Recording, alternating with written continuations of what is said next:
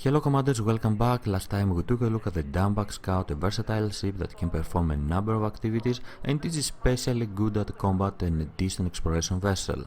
When we are comparing though the Scout with other vessels in the game, we can very clearly say that its main competition are the Viper and the Cobra, despite the fact that they are cheaper than the Scout. After all, it is very easy to make money in Elite these days and progress faster than you could progress before. What I would like to do is take a look at the capabilities of the Viper and the Cobra and compare them with the capabilities of the Diamondback Scout and decide which one of these vessels is the best to invest into and progress with in the game. Today we are gonna take a look at the capabilities of the Viper and compare them with what the Scout is capable of and decide if the Viper is a better vessel than the Diamondback Scout or you should go to the Scout as fast as possible. And in order to achieve this, I have equipped both vessels with the best available module so we can take a look at their stats. So let's go ahead and start with the Scout. The Diamondback Scout, like I've said before, is a versatile ship that can perform a number of activities but is especially good at combat and a decent exploration vessel.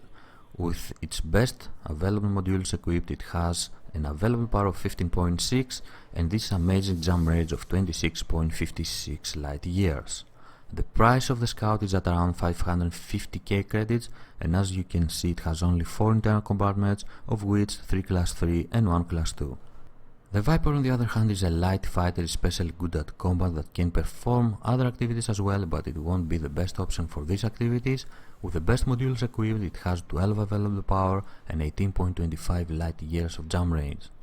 The cost of the Viper is at around 139k credits.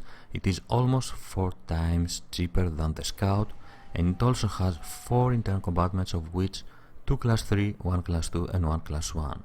The main difference between the Viper and the Scout is the fact that the Viper has only a class 3 module on power plant, thrusters and frameshift drive, while the Scout has class 4 on all 3 of them, and this is what gives the Scout more power and a longer jump range.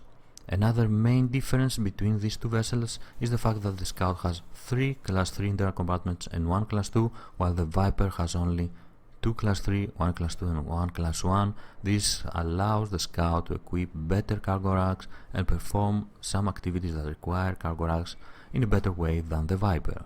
Other minor differences between these two vessels is of course the fact that the Viper is slightly faster in normal and boost based speed than the Scout, and it also has a much better shield. You can rely on the shields of the Viper more than the shields of the Scout, but the Scout on the other hand is a much better armor vessel, and this armor will help you survive and escape from difficult situations. The maneuverability of the Scout is at level 8, which means that it is a very maneuverable, very agile ship, while the Viper is at level 6. It's still agile enough, but not as agile as the Scout. So let's go ahead and take a look at the different activities in the game.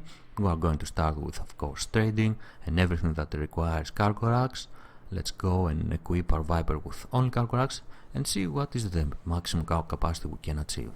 With only cargo racks equipped, the Viper has a maximum cargo capacity of 22 tons, and if we go ahead and equip a shield generator, we get 14 tons and an A3 shield generator, but if we downgrade the shield generator, then our cargo capacity will be 18 tons with a shield generator of A2, not the best cargo capacity, but it will be enough to perform some missions, hauling or smuggling missions.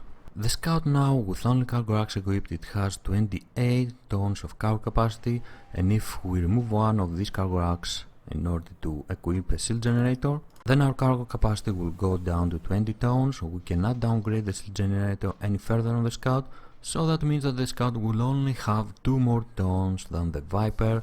The main difference is the jump range. The Scout will be able to jump farther away, so if you want to travel somewhere far away in order to deliver some commodities, then the Scout might be the better option. If we equip our Scout for mining, we can equip it with 2 class 2 mining lasers and a refinery with up to 6 bins, and if we decide to keep the shield generator, we will have 16 tons of cargo capacity.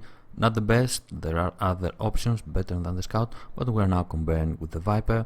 So with all the modules necessary for mining and cargo racks and a shield generator, we are gonna have 16 tons of cargo capacity. What it is important is the fact that we have a lot of available power on our Scout, so we can equip it with defensive modules and weapons and protect ourselves. If we do the same with the Viper, add 2 class 2 mining lasers and a refinery in order to go out there mining, we will have 16 tons of cargo capacity, the same with the Scout, but the difference is that we can equip only a refinery with 4 bins if we want to keep the shield generator. If we want to add a better refinery, we will have to either go out there without shields or replace one of the cargo racks, reduce the cargo capacity of our Viper and add an A3 shield generator. So although it seems that they are similar in mining, as far as mining goes, the Scout has more capabilities, it is a bit better. Another important thing is the fact that the power on the Viper is limited than that of the Scout. We don't have much power left to equip weapons and defensive modules, so this is also something that you should take into consideration. What about some rare goods trading? Is the Viper any good at this activity? Well, if we equip cargo racks and keep the shield generator for some protection, we can see that our cargo capacity is at 18 tons, not bad for starting with this activity, and the jump range is at 15.66 light years later, which is decent. I don't have anything equipped, I have downgraded pretty much everything except the shield generator, and if we downgrade the shield generator, our jump range will go up to 15.90 light years, the latent jump range always. The main problem with the Viper is the fuel tank. It is only a capacity 4 fuel tank, so that means that you won't be able to perform many jumps before you have to refuel, and if you want to save time from entering stations, refueling, then continuing your journey, you will have to equip a fuel scoop. You can go with a class 1 fuel scoop, but that will take ages to refuel. An A2 will be a nice option, but you will have to replace your shield generator, or you could go with an A3, keep your shield generator, but drop your cargo capacity by a lot. And here is a similar loadout with the Diamondback Scout, and I think it is obvious who is the winner on this activity. With everything downgraded and a fuel scoop of A2 like with the Viper, we have 16 tons of cargo capacity and this amazing latent jump range of 25.62 light years. I don't have anything equipped on the hardpoints and the tilt mount, so it is obvious that the Scout is the best option for rare goods trading if you want to perform this activity.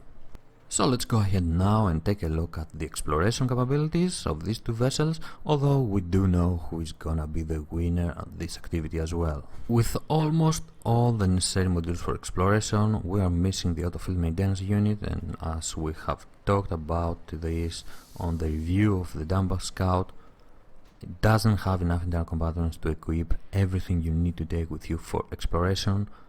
You will have to leave behind the shield generator if you want to add the autofield maintenance unit, but you can go like this out there, and you won't really need the autofield maintenance unit. If something happens, you can always return back. Our jump range is at 27.15 light years, which is excellent, very good for exploration. Everything is downgraded and I don't have anything equipped. Let's equip some hitching launchers. 26.5 light years jump range with 4 hitching launchers, and if you want to add some weapons for extra protection, 4 class 1 fixed pulse lasers will drop our jump range to 25.57 light years, still an excellent jump range for exploration.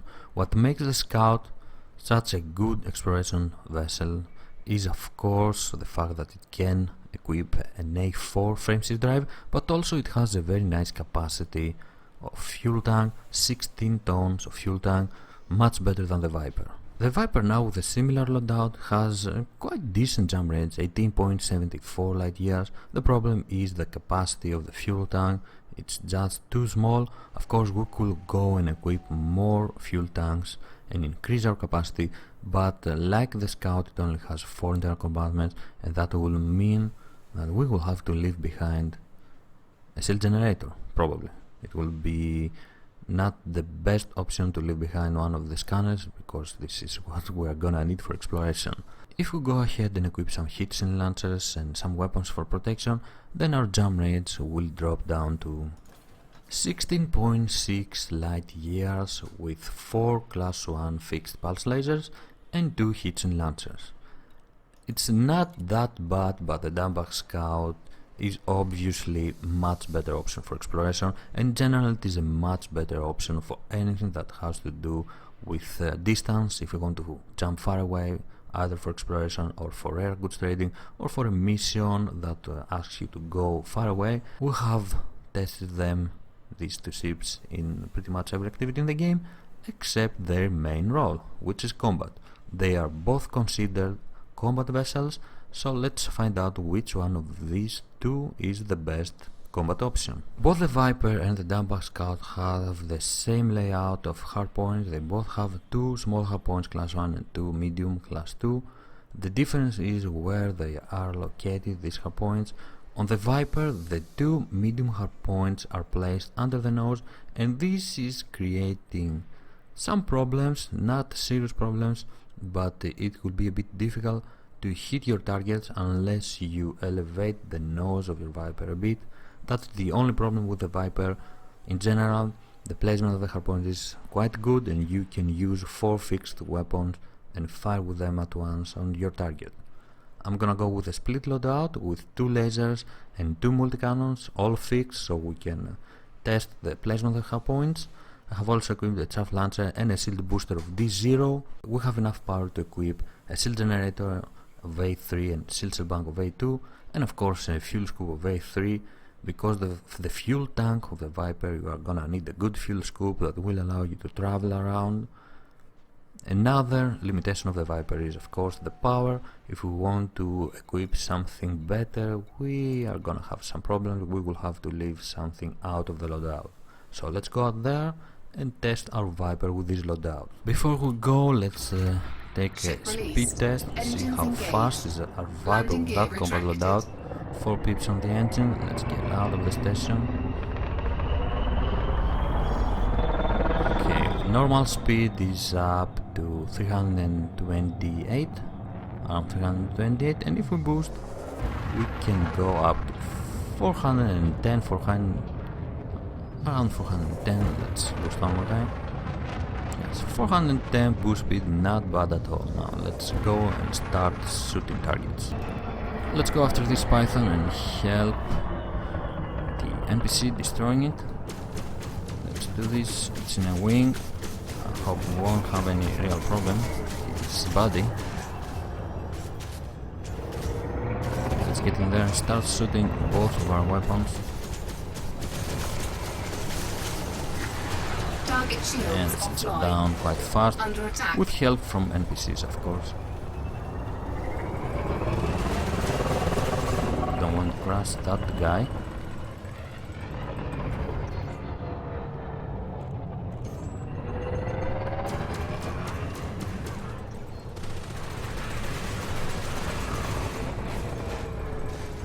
Our multi-cannons are doing quite good damage. Our lasers of course are only class 1. They were good for taking down the shields, but we have to rely more on our multi-cannons for the hull of the ship.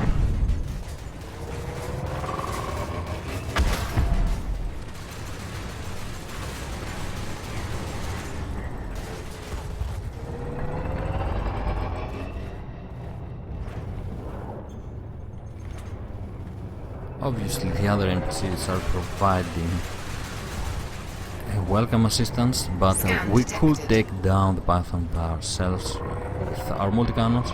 It will just take a bit longer.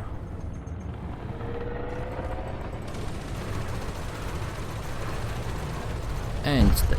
But it is not a good option for piracy, not at all, because it doesn't have enough space. Obviously you can only go with 8 tons of cow capacity if you want to have the best shield generator, a shield cell bank and a frame shift drive interdictor. You could equip a cargo scanner, but you have no extra space to add the hatch breaker limit controller or extra cargo capacity. The placement of the hardpoints on the Scout though is much better, and it is easier for us to use all of the 4 weapons at the same time and fire on our targets. Also, the much better power than the Scout has will allow us to do a number of combinations to add weapons that are more power hungry on our hardpoints, or go with a similar loadout with the one we had with a Viper before, 2 pulse lasers, 2 multi-cannons, but this time we can equip 2 shield boosters of A0 and 1 shield booster of D0, so we probably have a much better shield than the Viper before.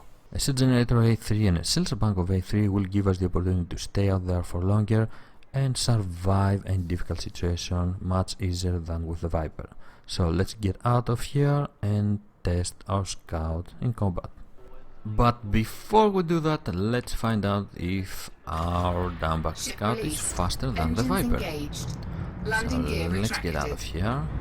4 pips on the engine, like always, and our normal speed is 313, slower than the Viper. Our boost speed is at 210, so they have the same boost speed, but the Viper is faster at normal. Nope, no, okay, that was a mistake. 420, around 420, so the Viper is faster in normal speed, while our Scout is faster in boost speed. Very interesting. Where's the Python? Target destroyed.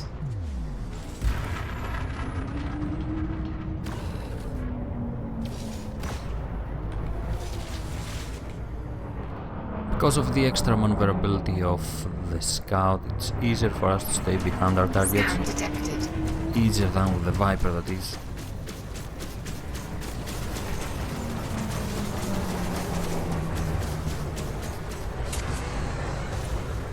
It's time to use our first shield cell.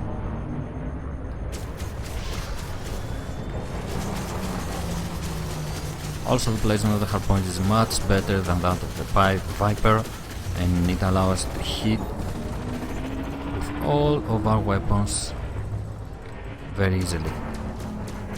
Even if they are a different weapon system, we have 2 fixed lasers and 2 fixed multi-cannons.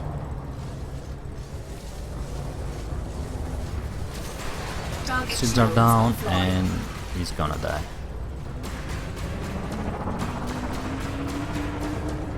Our shields are low as well.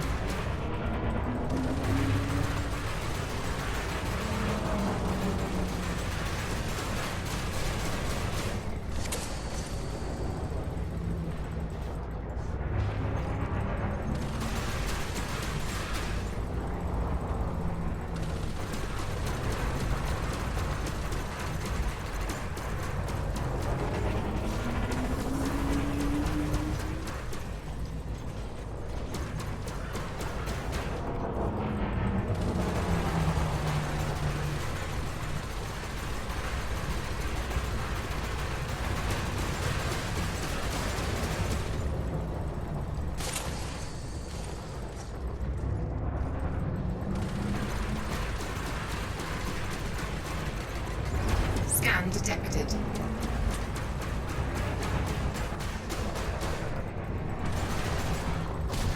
Ooh. Damn NPCs.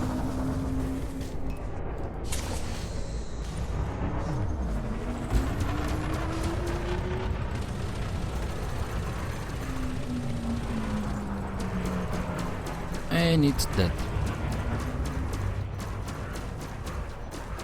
I can't say I felt threatened at any point. It was quite good and easy. There were NPC assisting us, of course, but it was quite easy. And like with the Viper, the Scout is a poor choice for piracy. Although you can equip a friendship drive interdictor and a cargo scanner, there is not enough space to add a hatchbreaker limit. You will have only 8 tons of cargo capacity with this loadout. You can remove the shelter bank for some extra cargo rack or to replace it with the hatchbreaker limit, but in general you should avoid doing piracy with either the Viper or the Diamondback Scout. Both of these ships are quite good at combat, they are very fun to fly. The Scout is slightly better because of the extra maneuverability it has over the Viper, and of course the much better placement of the hardpoints. These are the two characteristics of the Scout that make it a bit better than the Viper. Of course it's also more expensive than the Viper, so you will expect it to be better.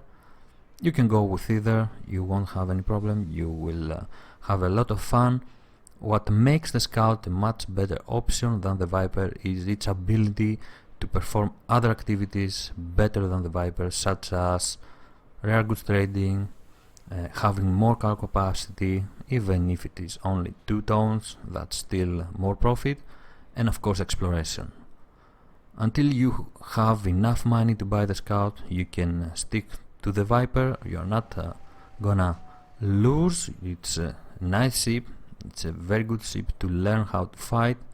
It is limited in power, but the moment you have enough money and can buy a Scout and upgrade it, then you should do it. It's a much better and more versatile ship than the Viper. Thank you very much for joining me watching this video. I'm Squid of Love, fly safe commanders, and I will see you next time. Bye bye.